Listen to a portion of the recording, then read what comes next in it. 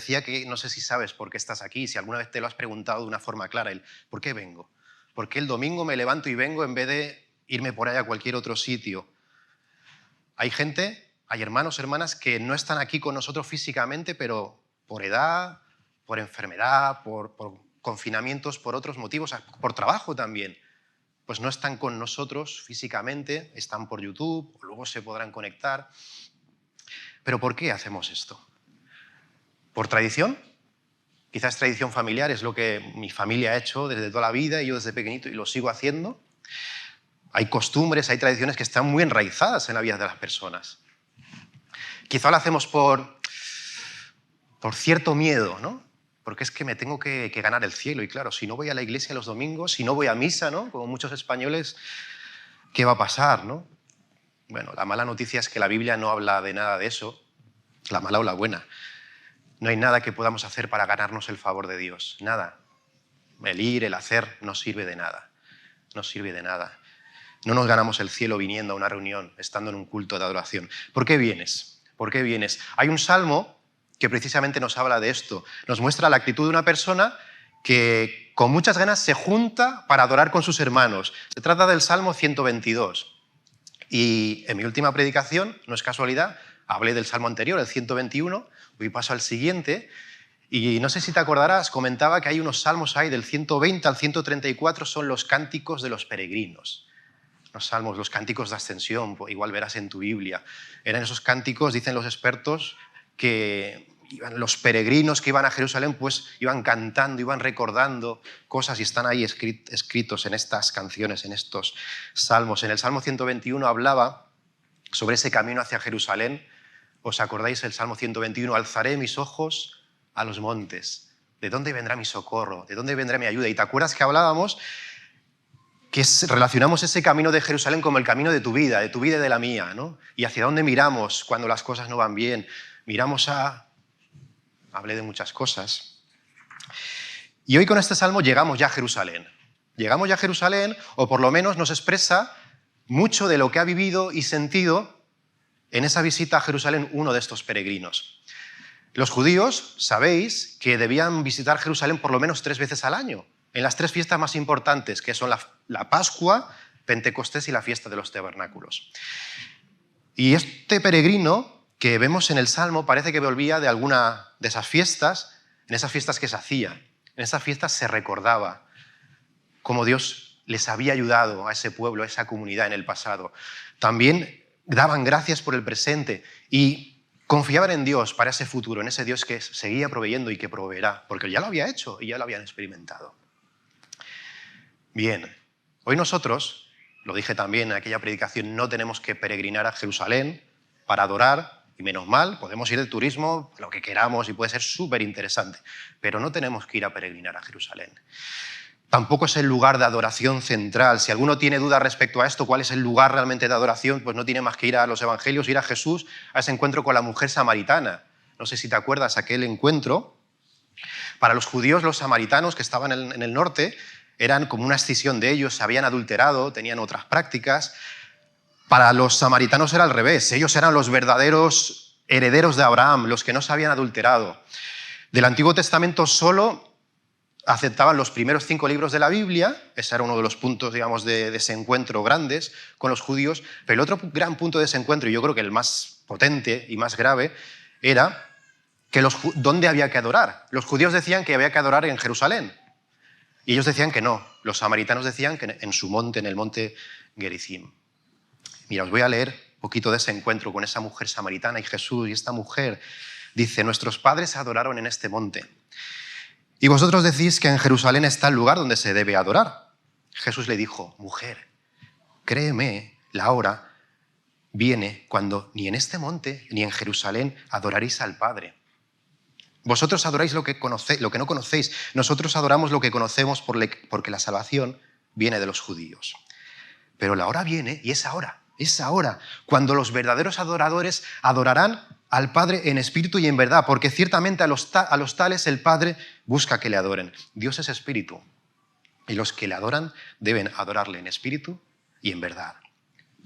A veces cuando leemos este encuentro no nos damos cuenta de lo radical que está haciendo aquí Jesús. O sea, el gran desencuentro entre los judíos y samaritanos, ¿dónde hay que adorar? Jesús dice, olvídate, porque esto ya cambia. Es que ni en Jerusalén, ni en el monte Gerizim, no. Se le adora a Dios en espíritu y en verdad. Ya no hay un lugar concreto y exclusivo para adorar. Y este salmo es un salmo que habla de la adoración y nos muestra con sutileza los beneficios de esa adoración comunitaria. Vamos a hablar hoy de eso. Es cierto que no hay que ir a Jerusalén a adorar. Podemos adorar en este local, aquí, hoy, y en millones de sitios más. Esto no es la casa del Señor, aquí no habita Dios. Es un local que hemos preparado para poder juntarnos y para que la congregación, la comunidad cristiana, esta concreta, pueda adorar. Y por eso está preparado para tales efectos, ¿no? Y nos organizamos. Pero lo que sí que destaca la Biblia, y lo olvidamos a veces, y yo quiero recordármelo hoy, esta mañana, es la importancia de la adoración comunitaria, de venir y juntarnos. Un escritor, hablando de este salmo, ¿sabéis qué decía? Dice, este salmo es el cántico de una persona que decide ir a la iglesia y adorar. Vamos a observarlo. Salmo 122. Salmo 122, versículo 1. Podéis abrir vuestras Biblias. Hoy soy radical, hoy vengo sin PowerPoint, ¿vale? Pero bien, podemos poner ahí, nuestros chicos pueden ir poniendo. Versículo 1 dice el salmista, dice este peregrino, yo me alegré cuando me dijeron, vamos a la casa del Señor. Ir a la casa del Señor, ahí se está refiriendo a ir a Jerusalén, ir al templo, está hablando de ir a adorar. Yo me alegré cuando me dijeron, vamos a adorar. ¿Qué había en esa fiesta, en esas fiestas en Jerusalén a las que iban los peregrinos? ¿Qué había allí? Lecturas de textos sagrados. Había música, había mucha música, cantaban. Había oración, daban gracias a Dios. Había también tiempo de compartir con comidas, de estar juntos. Cosas, fíjate, que con diferentes formas de expresión hacemos los domingos aquí. Aquí y en otros cultos cristianos semanales. Lectura de la palabra de Dios, canciones, predicaciones donde la palabra de Dios que encontramos en la Biblia vuelve a ser expresada para nosotros hoy, oraciones, acción de gracias, tiempo de compartir, también vernos y saludarnos, que es igualmente importante. Por eso a mí me gusta que no acabemos súper tarde para que luego nos dé tiempo también a saludarnos. Forma parte también, aunque no del culto formal, forma parte también de esta reunión que tenemos hoy. Muy importante. El salmista se alegró cuando le dijeron de ir a adorar. La adoración no es algo forzado. Es cierto que algunos se puede sentir coaccionado a venir aquí hoy, pues quizá por su pareja, quizá, bueno, es muy típico a veces pues un hijo por los padres, ¿no? Los padres pues dicen al hijo tienes que venir y no tienen otra y realmente quizás no tienen muchas ganas. La experiencia nos dice que esto suele durar un tiempo, que al final quien no quiere venir no viene, quien no quiere participar no participa, quien no se quiere involucrar no se involucra. Pero ¿por qué se le da tanta importancia en la Biblia a esto de juntarse? Mira, en este salmo vamos a ver 3 aspectos por los que la adoración en comunidad es importante. El primero de ellos, ¿vale? Podría haber sacado 12 aspectos, ¿vale? Pero luego se lo dije a Raquel y me dijo, ¿por qué no resumes un poquito, no? 12 son muchos, no es muy homilético. Los he centrado en 3 puntos, solo 3 puntitos. La adoración nos da una estructura fiable en nuestra vida, primer punto. La adoración nos da una estructura fiable en nuestra vida. Versículos 3 y 4 dice, Jerusalén, que está edificada como ciudad compacta, bien unida, a la cual suben las tribus del Señor. Ya he recordado que para los judíos Jerusalén era el lugar de adoración, también era la sede política. Las grandes fiestas donde se recordaba y celebraba lo que Dios había dicho y lo que Dios había hecho, se celebraban allí en Jerusalén. Ir a Jerusalén era enfrentarse a las verdades fundamentales. Dios es el creador. Dios nos salvó. Dios provee. Se puede vivir sin culpa. Se puede vivir con propósito.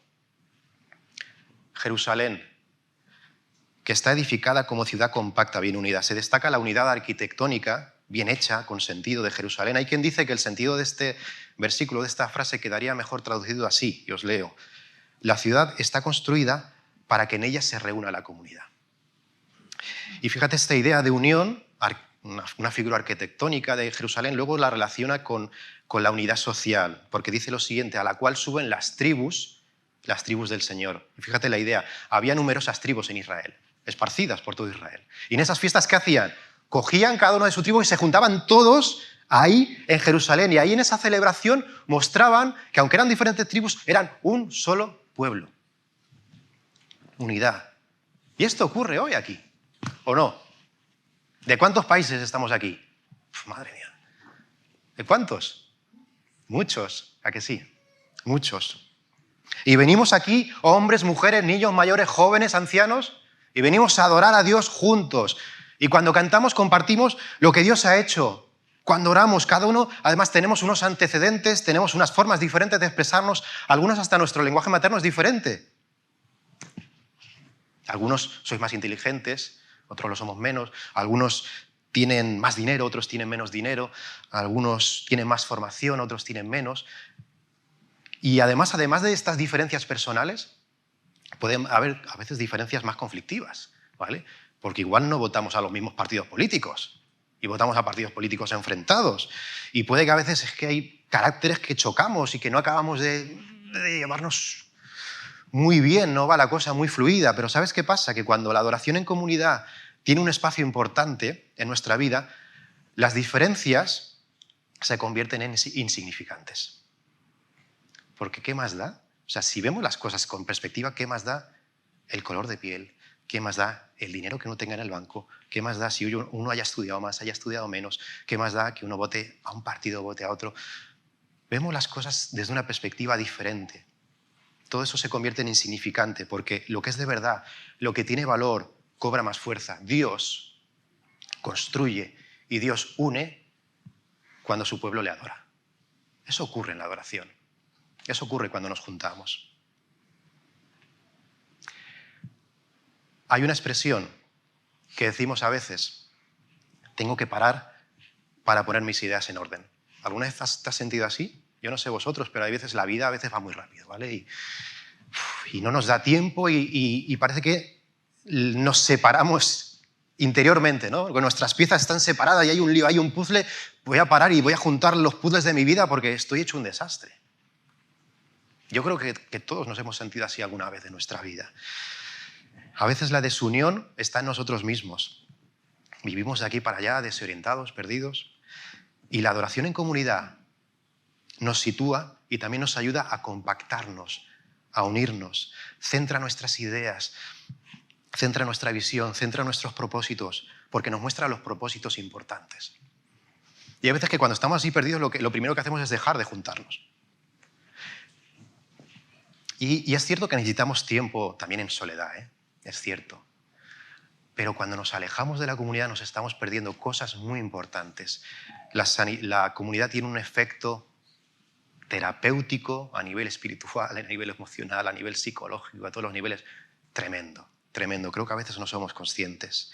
El recordar a Dios en comunidad, el recordar de dónde venimos, el recordar quiénes somos, lo que Dios ha hecho, lo que Dios quiere hacer, el ver que el que tengo al lado, Dios está obrando en su vida. Dios nos centra, Dios nos da un marco, nos da una estructura para nuestra vida. Y ese es el primer punto. En la adoración comunitaria, Dios nos da un marco para nuestra vida, un marco fiable. El segundo aspecto que veo en este salmo y que muestra por qué la adoración comunitaria es importante es que la adoración alimenta nuestra necesidad de estar en relación con Dios. Dice el versículo 4, dice, para alabar su nombre, el nombre del Señor, conforme a las ordenanzas que recibió Israel. Yo estoy leyendo aquí en versión de las Américas. En vuestra versión, si es otra, será parecido. Para alabar al Señor, para alabar el nombre del Señor. Dar gracias, alabar a Dios, dice conforme a las ordenanzas. Es una orden, es una orden. Algunos podrán pensar, pues menudo Dios ególatra que ordena que se le adore, ¿no? Y fíjate, esto alguna vez lo he escuchado, cuando las cosas se observan desde miradas parciales y no completas, podemos llegar a pensar y a decir, y lo digo con todo el respeto, muchas tonterías. Y con esto no digo que no podamos pensar y que no podamos decir muchas cosas que al final resultarán en tonterías. Tenemos que quitarnos el miedo, ¿vale? Y si lo pensamos, pues es bueno que nos enfrentemos a ello y que profundizamos y que el Señor nos ayude a desenmascarar Esas ideas que igual tenemos, que son tonterías y que no nos ayudan y que engordan al final nuestro ego, nos limitan y nos inmovilizan. Llamar al Dios crucificado ególatra es una tontería, como poco, como poco. Si resulta que Dios nos ha creado, creo que deberíamos dejar un poco o bastante de lado o completamente nuestro orgullo, lo que podamos, porque es una lucha que todo ser humano tenemos. Y me acordaba, pensando en esto, me acordaba del apóstol Pablo hablando a los romanos cuando les decía aquello de tú, hombre, ¿quién eres para pedirle cuentas a Dios? ¿Acaso la olla de barro le dirá al que la hizo por qué me hiciste así? Mira, ¿sabéis quién es Steve Jobs, verdad? ¿O quién era Steve Jobs, que ya está muerto? El creador de Apple, la famosa marca, los iPhones y bueno, los Macs, esos ordenadores tan tremendos, ¿no? Pues imagínate que tú eres un usuario de Mac, estás ahí con tu ordenador en casa y te dicen, va a venir Steve Jobs a tu casa. Y va Steve Jobs a tu casa y te dice, mira, yo que soy el creador de esto, te voy a enseñar cómo funciona de verdad, te voy a enseñar todos los trucos, la mejor forma de sacarle partido. Y tú dices, ¿dónde vas? ¿Pero qué me estás contando? Pero déjame que yo me apañe, que yo ya sé bastante, que yo lo hago a mi manera. ¿No sería ridículo decirle esto a Steve Jobs? Sería una absoluta tontería, ¿sí o no? O sea, pero flipado, o sea, como poco, de verdad, es que me estoy viniendo arriba. ¿Pero qué estás diciendo? Suena ridículo. Adorar a Dios es un mandato. Si Dios nos ha creado, si Dios nos ha salvado, si Dios nos mantiene, decía un escritor, la respuesta natural, honesta, sana y lógica es alabar a Dios. ¿Me pillas por dónde voy? Cuando alabamos estamos en contacto con lo fundamental de lo que somos como personas. Y vuelvo a recordar que en este contexto que estamos viendo, la adoración de la que se habla es comunitaria. Y adorar es una orden, pero ¿qué pasa si no me apetece? ¿Qué pasa cuando no tengo ganas? ¿Tenemos siempre ganas de venir y juntarnos y adorar? ¿Tenemos siempre ganas? ¿Siempre tienes ganas? ¿Sí? No. Gracias por la sinceridad. No siempre tenemos ganas. Este salmista muestra las ganas y tiene ganas, pero a veces no tenemos ganas. A veces no tenemos ganas de ir a adorar. En ningún momento he dicho que adoremos porque sintamos el deseo de hacerlo. Si adoramos solo cuando tenemos el deseo profundo de hacerlo, fíjate lo que te voy a decir, existiría muy poca adoración.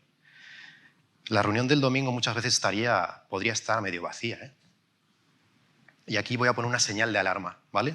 Señal de alarma, encender las luces y que os quede esto grabado. Peligro, los sentimientos en muchas ocasiones son unos grandes mentirosos. Peligro. Peligro. Muchas veces los sentimientos nos tiranizan con sus mentiras. Había un psiquiatra americano, Herbert Hending, catedrático de psiquiatría en Nueva York, una autoridad en la prevención del suicidio y ha escrito mucho sobre la eutanasia, muy interesante. Pues escribió otro libro que se titulaba La era de las sensaciones. Pensamos que si no sentimos algo, no hay autenticidad. Pero esto, incluso en términos psicológicos, es una simpleza. Queremos sentir algo para que entonces nos lleve a vivir de otra forma. Pero Dios dice que podemos vivir de otra forma para sentir de otra forma. Porque la adoración crea. La adoración crea sentimientos hacia Dios también. Cuando adoramos a Dios, esa necesidad humana innata que tenemos de Dios, de tener una relación con Él, se alimenta profundamente.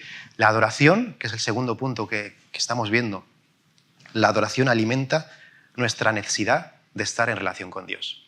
La alimenta. Por eso peligro, cuando nos alejamos, se nota, Y yo creo que muchos lo hemos vivido y lo habremos experimentado, ¿sí o no? Sigamos siendo sinceros, ¿sí o no? Sí. Y la tercera razón, podrían haber más, La tercera razón por la que el tiempo de adoración en comunidad es importante es porque la adoración hace que levantemos la mirada de nuestro ombligo y miremos a Dios. Dice el versículo 5, allí están los tribunales de justicia, los tribunales de la dinastía de David. Para la teología judía, Jerusalén no solo era el centro religioso de Israel, donde además en su templo habitaba la presencia de Dios. También era el centro de la monarquía durante mucho tiempo y el principal lugar donde se impartía justicia, aún después de la monarquía. Y hablar del concepto bíblico de justicia nos llevaría mucho tiempo que no tenemos ahora. Hay un teólogo que me gusta mucho, que estaba leyendo recientemente. Él describe la justicia con esta frase: la palabra decisiva por medio de la cual Dios arregla las cosas y las corrige. Para un judío, la justicia estaba tremendamente relacionada con la Biblia y con su interpretación. Porque ¿dónde estaban sus leyes? ¿Dónde? ¿En el Pentateuco? ¿No? La ley mosaica y todos los preceptos, ¿no? Ahí estaba. Y en tiempos de Jesús, los escribas y los fariseos eran los que gestionaban esa interpretación de la Biblia, los que interpretaban las leyes, y Jesús no estaba muy contento en cómo lo hacían. Bueno, podría sacar un montón de versículos hablando de esto. Uno de ellos dice: «Ay de vosotros, escribas y fariseos, hipócritas, porque pagáis el diezmo de la menta, del eneldo y del comino y habéis descuidado los preceptos de más peso de la ley, la justicia, la misericordia y la fidelidad. Y estas son las cosas que debíais haber hecho, sin descuidar aquellas». La ley de Dios es justicia, es misericordia, es fidelidad, es anular el mal, estableciendo la verdad. Y si me permites la aplicación, voy a relacionar los tribunales de justicia que vemos aquí, a los que se está refiriendo, con los lugares donde se anuncia la palabra de Dios, la ley de Dios. Es lo que hacemos los domingos en nuestros cultos de adoración. Anunciamos y proclamamos esa palabra. Recordamos esas palabras. Hay una canción que cantamos, palabras antiguas. Cantamos esas palabras. Las escuchamos en la predicación, las escuchamos en las lecturas. Escuchamos y abrimos cuando nos juntamos lo que Dios nos dice. Abrimos nuestros corazones a su palabra. Esto lo hacemos en los cultos de adoración. Apartamos un ratito de entre toda la semana para escucharle.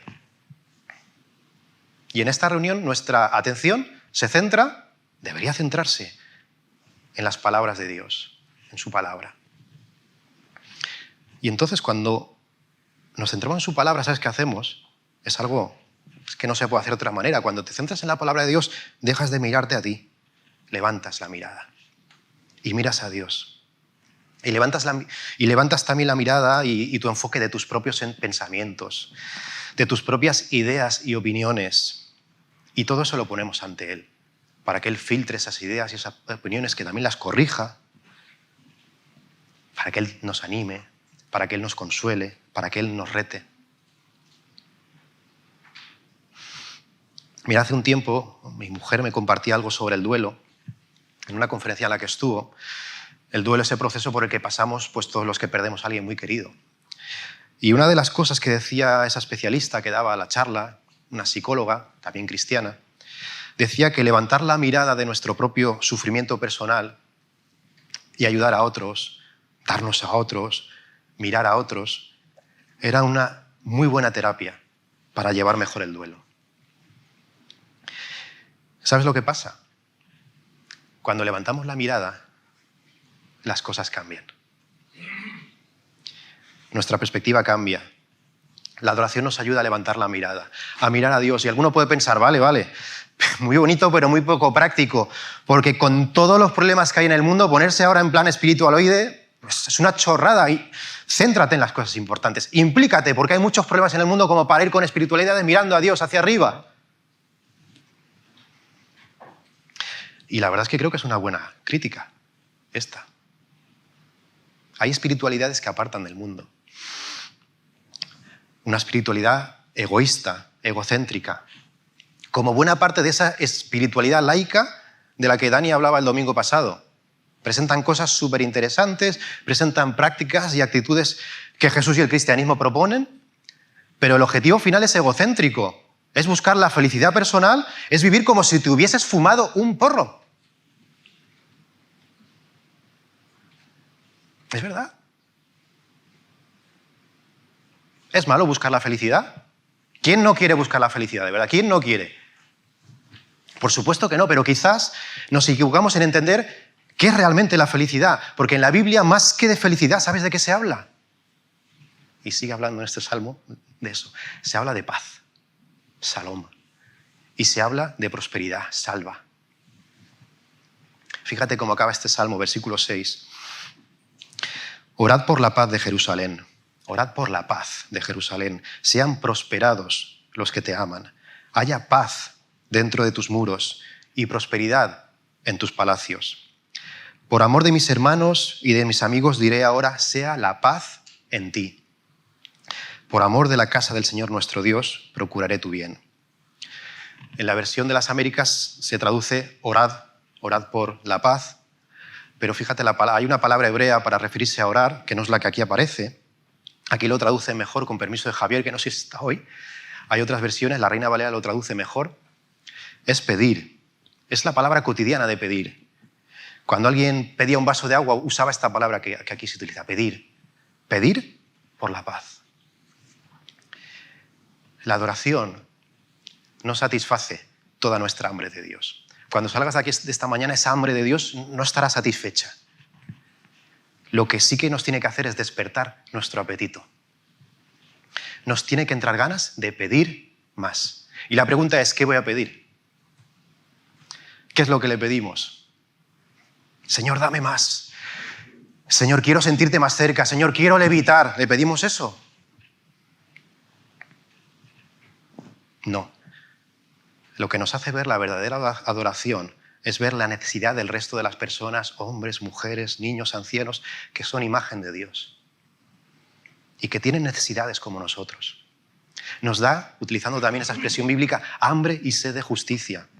Nos lleva a pedir salom, a pedir salva, a pedir paz, a pedir prosperidad para la sociedad en la que vivimos. Una curiosidad, un detalle, el versículo 6 del Salmo 122 es uno de los favoritos de los judíos. Claro, ellos desde una interpretación pues, muy sionista, ¿no? Y les gusta mucho este versículo. Y además, si vas en el hebreo, es muy bonito, escrito ahí un juego de palabras, muchas eses.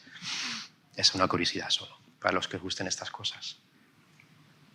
Salom, paz, es una de las palabras más ricas de la Biblia. Definirla tipo Real Academia de la Lengua Española sería injusto y sería incompleto. Esa paz no es estar exento de problemas, tampoco es un concepto egocéntrico, porque yo no puedo tener salom si mi vecino o si la persona que tengo al lado no tiene salom. Desear la paz, desear el salom, además era un saludo muy bonito. Muchos cristianos, muchos judíos y luego cristianos se saludan, aún conozco a alguno también que te saluda y dice, paz. Desear la paz es desearla implicarse, buscando a Dios para compartirle con los que nos rodean. Es desear que los demás, como dice este salmo, fijaros lo que dice este salmo, dice mis hermanos, mis amigos, desea que los demás tengan paz. Y tiene implicaciones espirituales, tiene implicaciones físicas, tiene implicaciones políticas, tiene implicaciones económicas, tiene implicaciones sociales. Porque el Evangelio es eso, es algo integral. Y la prosperidad no tiene nada que ver, al contrario de lo que pues, dice algunas teologías peligrosísimas, la prosperidad no tiene nada que ver con una cuenta bancaria abultada. Nada que ver. A veces se traduce como quietud. De hecho, en el hebreo, la palabra raíz de la que viene prosperidad, esta palabra es ocio, ¿no? Y digamos, entonces, ¿qué se refiere? ¿A ociosidad? ¿Ociosidad como lo entendemos nosotros? No.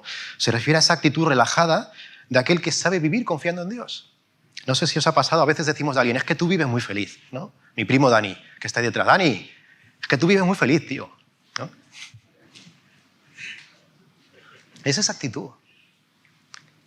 Es la persona que sabe que no tiene que afanarse ni agobiarse, que sabe vivir tranquila, porque aun los cabellos de su cabeza están contados por su Dios. La adoración nos lleva a pedir por la paz, por la prosperidad, donde el Señor nos pone. Nos lleva a tener hambre y sed de justicia. La adoración en espíritu y en verdad que propone Jesús mismo no nos lleva a alejarnos del mundo, porque Jesús nos alejó del mundo. Todo lo contrario.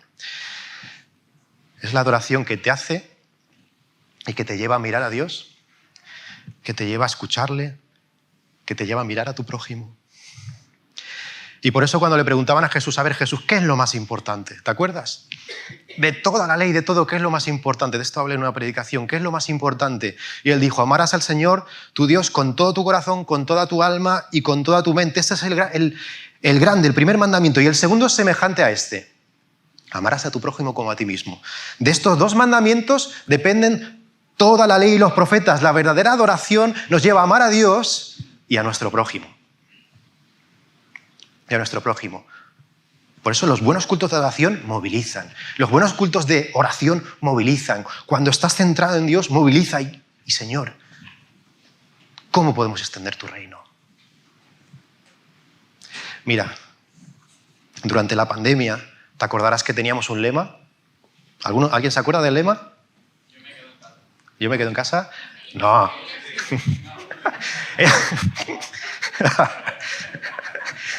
Ese era un lema, no era el propio nuestro. Sí, está bien. La respuesta es correcta, pero bueno, me refería al nuestro. Es verdad, es verdad. No, pero habría que dárselo por bueno, era un lema que estaba. Seguimos siendo iglesia, era el lema. Y hemos hablado mucho sobre esto, de hecho, incluso en predicaciones, muchos de nosotros hemos comentando diferentes aspectos de esto. La iglesia no es un local, la iglesia es una comunidad. Y durante un tiempo, y esto no ocurría, creo que desde la guerra civil, Rubén, ¿era? ¿O que no nos podía...? Esta iglesia se ha podido reunir siempre, menos en situaciones muy complicadas, y ahora las hemos pasado. No nos hemos podido reunir físicamente. Y gracias a Dios que hemos podido hacerlo de otras formas. Hace 20 años habría sido imposible retransmitir reuniones online, imposible, o habríamos tenido que tener muchísimo dinero, o hacer videoconferencias, imposible también. Hoy lo hemos podido hacer. Gracias a Dios. Y hay aún hermanos, hermanas, que no pueden reunirse por motivos relacionados con la pandemia, por motivos relacionados por su edad, por enfermedad, por trabajo.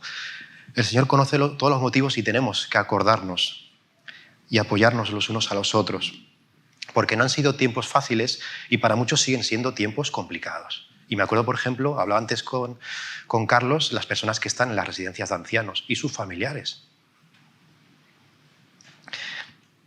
Tenemos que acordarnos. Pero yo hoy quería recordar la importancia que el Señor le ha dado y le ha dado siempre a la reunión física, comunitaria de sus hijos. Apartar un día de la semana y venir y juntarnos. ¿Por qué ir a la iglesia? 1, la adoración nos da una estructura fiable en nuestra vida. 2, la adoración alimenta nuestra necesidad de estar en relación con Dios. Y 3, la adoración hace que levantemos nuestra mirada, nuestro ombligo.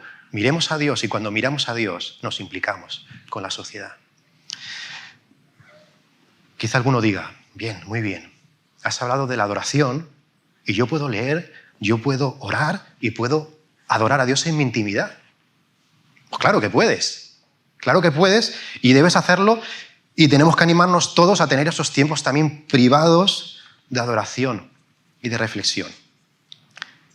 Pero la Biblia es clara también en la importancia tremenda de apartar un tiempo y juntarse con otros en esta adoración comunitaria. Un escritor decía que la lectura personal de la Biblia siempre se va a ver condicionada inconscientemente por mi cultura, limitada por mi ignorancia y distorsionada por prejuicios ignorados. Pero cuando nos juntamos en comunidad, todos esos condicionamientos se limitan, porque ya no soy yo solo, está el otro, que tiene otras perspectivas, y el otro, y eso es una riqueza tremenda. Y los que hemos conocido grupos quizás mucho más pequeñitos, mucho más aislados, somos mucho más conscientes de esa riqueza que tenemos y que nosotros podemos disfrutar hoy. Me animo de verdad y te animo a ti, a todos vosotros a aprovechar esta riqueza que tenemos. Y mira, esto que voy a leer no es palabra de Marcos, es palabra de Dios. Dice, manteneros, dice el escritor a los hebreos, manteneros firmes, sin dudar en la esperanza de la fe que profesamos. Porque Dios cumplirá las promesas que nos ha hecho. Busquemos la manera de ayudarnos unos a otros, a tener más amor y a hacer el bien. No dejemos de asistir a nuestras reuniones, como hacen algunos, sino animémonos unos a otros. Y tanto más cuanto vemos que el día del Señor se acerca. Animémonos, ¿vale? No dice señalémonos, dice animémonos a juntarnos. Los cristianos decidieron parar los domingos, juntarse para adorar en el día que celebraban que Jesús ha resucitado. Jesús ha resucitado, querido y querida. Jesús está vivo. Jesús, el Espíritu Santo, está aquí. Y nos juntamos para recordar eso, para darle gracias. Yo no sé tú, yo no sé cómo está tu vida, conozco la mía. Necesitamos tiempo para pararnos un poco. Necesitamos pararnos. Los expertos en productividad, yo he leído bastante sobre esto. Hay trabajos Hay trabajos que cuando vas a trabajar son muy claros, ¿no? Un trabajo en una línea de montaje, llegas de 8 a 3 y tienes que hacer esto, pim, pim, pim, pim, pim, y sabes lo que hay y ya está. Pero hay muchos otros trabajos que no son así, que llegas el lunes y tú tienes que decidir qué es lo que tienes que hacer, a quién vas a llamar, cómo te vas a organizar, hago esto primero, hago lo otro, dejo de hacer, voy aquí, voy allá. Y los expertos en producción recomiendan que lo primero que tienes que hacer, ¿sabes qué es? Parar. Parar. De media horita. Párate, mira, a ver, ¿qué es lo que tengo que hacer? ¿Hago esto? ¿No lo hago? ¿Me enfoco aquí? ¿Me enfoco allá? Es bueno pararnos. Pararse antes de empezar a trabajar parece que es lo más productivo. Quiero invitar que vaya pasando aquí el grupo de alabanza, porque vamos a acabar. Vaya subiendo aquí arriba.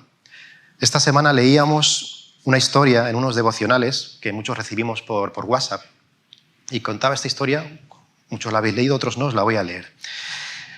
Un grupo de leñadores se encontraba cortando árboles en un bosque, diariamente sin parar. Cada jornada que pasaba se levantaban antes y se acostaban más tarde. Y sin embargo cortaban cada vez menos árboles. Asumieron que su falta de eficacia se debía a que a medida que avanzaban en el interior del bosque, los troncos de los árboles adquirían mayor dureza. Solo uno de los leñadores cortaba más árboles que nadie, a pesar de que no era el que se acostaba más tarde ni el que se levantaba más temprano. Además, para mayor sorpresa de todos, cada día desaparecía durante media hora. Entre sus compañeros circulaban toda clase de teorías, desde que tenía suerte porque siempre le tocaban los árboles más blandos, hasta que era más fuerte de lo que parecía. Al final, uno de ellos decidió preguntarle en qué invertía el tiempo cuando se ausentaba del grupo. La respuesta era bastante obvia. Durante ese tiempo me dedico a afilar el hacha. Y la aplicación también es bastante clara, ¿verdad? Necesitamos tiempo para afilar nuestras hachas, para afilar nuestras vidas. Y este es uno de esos tiempos, el domingo. Es uno de esos tiempos. Aprovecha esta parada semanal, disfrútala, de verdad anímate. Cuando no tengas ganas, hay motivos, hay muchos motivos a veces por los que no podemos venir, claro, pero aprovecha este tiempo. Que el Señor nos ayude a darnos cuenta de la importancia que tiene que nos juntemos como comunidad. Hablamos de un día a la semana, no hablamos de todos los días, ¿eh? Hablamos de uno, por lo menos uno como congregación, como cristianos. Y es verdad que hay muchos sustitutos, que hay muchas ofertas alternativas, podríamos estar haciendo otras muchas cosas y seguramente cosas buenas, cosas muy buenas, pero tan buenas y necesarias como esta. Tan buenas y necesarias como esta. Si quitamos del Evangelio la perspectiva comunitaria, tendremos que dejar de llamarnos cristianos o seguidores de Jesús, porque Jesús dejó muy clara su idea. Jesús organizó su ministerio en torno a esta idea y cogió a 12 personas para crear esa nueva comunidad que se llamó y se llama Iglesia. Y prometió que vendría otros después de él. Esa iglesia no está sola. Él dijo: para que esté con vosotros el Espíritu Santo en esta nueva comunidad para siempre, a quien el Padre enviará en mi nombre. Y Él, el Espíritu Santo, os enseñará todas las cosas y os recordará todo lo que os he dicho. El Señor hoy nos está recordando cosas que nos ha dicho. ¿Quieres adorar? ¿Quieres seguir adorando? Ven, ¿vamos? Vamos a ponernos en pie, queridos.